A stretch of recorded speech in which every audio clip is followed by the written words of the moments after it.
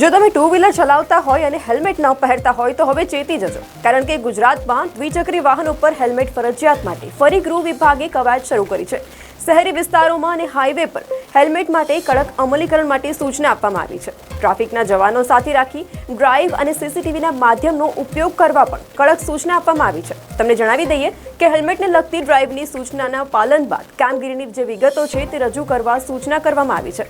રાજ્ય પોલીસ વડા વિકાસ સહાયે એક પરિપત્રમાં જણાવ્યું છે કે રાજ્યમાં છેલ્લા 2 વર્ષ દરમિયાન માર્ગ અકસ્માત થવાના કારણે 2023માં 7,854 તો 2024માં કુલ 7,542 લોકો મૃત્યુ થયા હતા, જેમાં 35% જેટલા લોકોના મૃત્યુ હેલ્મેટ ન પહેરવાના કારણે થયા હતા.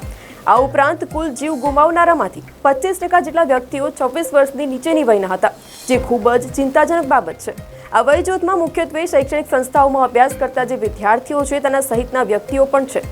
માર્ગ સુરક્ષા આજના સમયમાં અત્યંત મહત્વપૂર્ણ મુદ્દો છે. હેલ્મેટ પહેરવું એક સરળ પરંતુ અત્યંત અસરકારક પગલું છે.